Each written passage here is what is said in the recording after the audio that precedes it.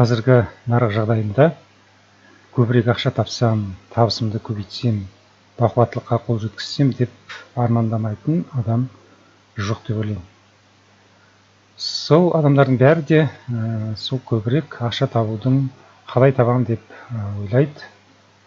Мен сіздердің назарларыңызға бүгін кез келген адам айналысып, бақуаттылыққа қол жетуге мүмкіндік беретін құрал инвестиция туралы әңгіме етпекпін.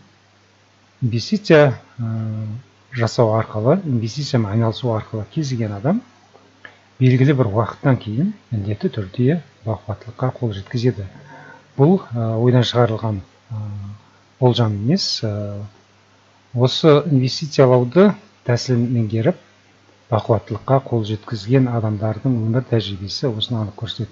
Мен сіздердің назарларыңызға бүгін осы инвестициялауға мүмкіндік беретін бір жақсы, сенімді бір құралды назарларыңызға ұсынғалы отырмын.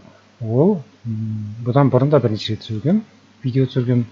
Бұл Vista есепшоты депозит деп аталады. Шетелдік компания, шетелдік жоба 20 жылдан астам уақыт бойы жұмыс істеп келе жатыр. Нарықта өте табысты жұмыс істеп келе жатыр. Жылына 20-25% валютамен өсім береді. Міне сіздердің назарларыңызға осы Vista депозиті арқылы қалай табыс табуға болады деген мәселені нақты көрсетілген калькулятормен есептеп шығарған кестесін ұсынып отырмын. Бұл мынадай вариант: 3800 евро. Бірінші салу керек. 3800 евро. Қазір сіздерге көрсетейін. 3800 евро бойынша есептелген. Мен айтқанда 3800 евро біз теңгемен салғанда 1.618.800 теңге болады екен. Қазіргі бағаммен есептегенде 1.618.800. Неге 3.800 евро деп алынған? Өйткені 800 евро сіз салғаннан кейін бірден түрлі комиссияларға ұсталып кетеді. 100 евро осы есепшотты ашқан үшін комиссия ретінде компания ұстап қалады. Және 700 евро бұл ажио деп аталатын 10.000 евролық пакеттен ұсталатын 7% комиссия, бір реттік комиссия. Сонда 800 евро бірден кетеді де, сіздің есепшотыңызға 3000 евро түседі. Сол 3000 евроны плечо деп аталатын тәсілмен сіз жаңағы көтеріп 10.000 евроға жеткізуіңізге болады. Сол 10.000 евроның 3000 евросы өзіңіздікі болады да, 7000 евро зайым болады. Зайым сізге жылына 13-15-16% өсім әкеліп отырады, ал өзіңіздің 3000 евроңыз 20-25% өсім түсіріп отырады. Сонда осы мөлшерде ақша салғаннан кейін сіз қанша табыс табасыз? Міне осы жайында мына кестеде көрсетілген. 1.618.800 евроны сіз салдыңыз. 3800 евро. Оның 800 евросы бірден, мінекей айтып отырмын, бірден ұсталып қалады, кетеді. Сіздің есепшотыңызда 3000 евро қалады. Енді мінекей бірінші айға келгенде 1.278.000 теңге сіздің есепшотыңызда қалып жұмыс істейді. Мынау сіздің салған ақшаңыз. 1.618.800 үстіндегі ақша ұсталып қалды. 1.278.000 теңге сіздің есепшотыңызда қалып жұмыс істеп тұр. Бірінші айда ол 45.184 теңге түсіреді екен. Бір жылдан кейін ол 63.872 теңгеге жетеді екен. 2 жылда 89.822 теңгеге жетеді. 3 жылда 126.314 теңге болады.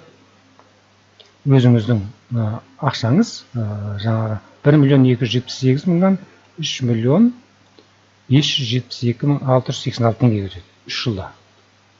4 жылда 177.632 теңге түсіреді айына. 5 жылда 249.800 теңге түсіреді екен. Сіздің ақшаңыз 1.278.000 теңге ақшаңыз алғашқы 7.065.361 теңгеге жетеді 5 жылдың ішінде.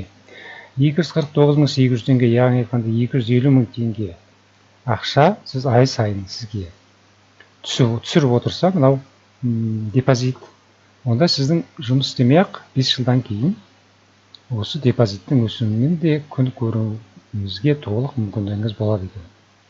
Айтқанда осындай ақша түсіреді. Ал енді бұл 10 жылда қанша табысқа жетеді десеңіз, 10 жылда сізге айына 1.373.854 теңге түсіреді екен. Сіздің 1.278.000 теңге ақшаңыз 10 жылдан кейін 38.858.229 теңгеге жетеді екен. Көрдіңіз бе? Яғни айтқанда осылайша өсіп отырады.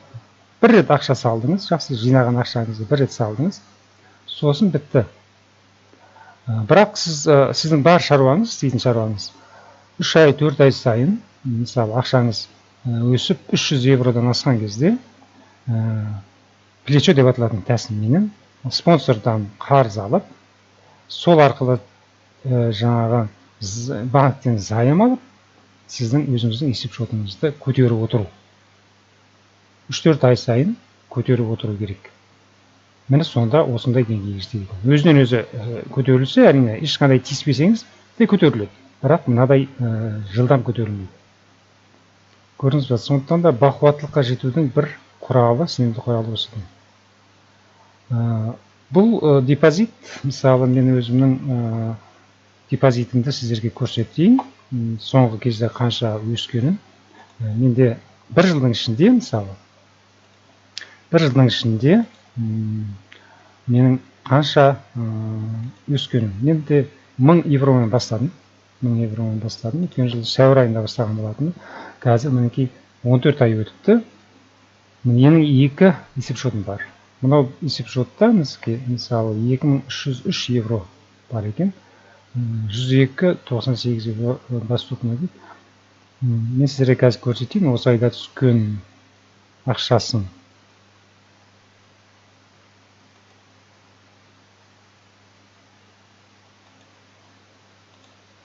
Осы айда түскен ақшаны сіздерге көрсетейін. История транзакций дегенде басамыз қазір. Мінекей. Бұл айда 2,32% түскен екен. 2,32%. Яғни айтқанда 52,73 евро. 52,73 евро түсіпті. 52,73 евроның мысалы ұстаған мінекей. 3 мынау қызыл сызық тұр ғой, мінекей 3 қызыл сызық тұр. Осы ұстағаны менен ұстаған комиссия. Сонда қалғаны мінекей мынаны қоссаңыз мінекей 10 евро 55, 9 да 30, 1,89 евро. Қызыл жазумен жазылып тұр, жоғары жақта бұлардың бәрі комиссия ұсталған. Сол 30 евродай болады екен. Сонда менде 20 евродай болады екен, 22 евро. Менде 30 евро қалады екен. Бір айда мен 30 евро тауыппын. Мынау есеп шотымнан. Енді қазір екінші есеп шотымды көрсетейін сіздерге. Екінші есеп шот. Бұл есеп шотымда мысалы 7614 евро бар екен. Түскенін қазір көрсетейін сізге, қалай история транзакций. Мынау айда 174 евро түскен екен. Мынау ұсталған есептегенде 70 евродай келеді екен. 72-73 евро. Мынау үстіндегі қызыл 3 комиссия ұсталады. 34-те 86, 30-да 69, 6-да 23. Айтқанда 70 евродай кетті деп есептеуге болады. Сонда 100 евро қалады екен. Анау есеп шоттағы 30 евроны қоссақ, 130 евро болады. 130 евро бір айда түсіп отыр. Оны теңгеге шаққанда 55 мың теңге болады екен. Бір айда 55 мың теңге тауып отырмын. Бір жылдың ішінде мені қол жеткен. Ал келесі жылы жаңағы немен есептеп көрсек, мысалы, мынау бір жылдың ішінде мен 55 мыңға жеттім. Мынада 45 мың деп тұр. Мен келесі жылы кем дегенде бір 2 есе көбейеді, мысалы 2 есеге жуық көбейеді, 55 мың, 70-80-90 мыңға жетеді деп өзім ойлап отырмын. 70-80 мың. Айына 70-80 мың теңге мынау 2 есеп шот маған түсіріп тұрады. үшінші жылы 130-140 мыңға жетіп қалған. Ал 5 жылда мынада 249 мыңға жетсе, менікі 270-280 мыңға жетіп қалатын шығар деп ойлаймын. Осы қарқынмен. Мен плечо тәсілі арқылы ұдайы көтеріп отырам. Сондықтан да бір жылдың ішінде 1000 евродан жаңағыдай 10 000 евроға жеткіздім. 10 000 евродан асып кетті қазір менікі. Көріп отырсыздар, 2 есепшотта 10 000 евродан асып тұр. Виста есепшоты кез келген адам ашуына болады. Өте сенімді депозит, шетелдік депозит, валютамен жұмыс істейді. Тәуліктің кез келген сәтінде, кез келген 24 сағат бойы, аптаның 7 күнінде, кез келген сәтте ақшаңызды түгел шығарып алып кетуіңізге болады. Егер сіз бір рет активтендіріп, депозитіңізді бір рет активтендірсеңіз, ол тіпті барлық ақшаңызды шығарып алып кетіп, балансыңыз 0 болып қалғанның өзінде ол жұмыс істейді. Кез келген сәтте оған ақша салып, өсіруіңізге мүмкіндігіңіз болады. Бұл біздің депозиттер сияқты 1 жыл, 2 жылға ғана беріліп, содан кейін мерзімі бітіп қалатын депозит емес. Бессрочный дейді, кез келген уақытқа мысалы сіз бір рет активтендіріп алсаңыз, ол өмір бойына беріледі. Егер сізді осы Vista депозиті қызықтыратын болса, онда осы видеоның астында сілтеме бар, сол сілтеме арқылы сайтқа кіріп толық ақпаратты алуыңызға болады.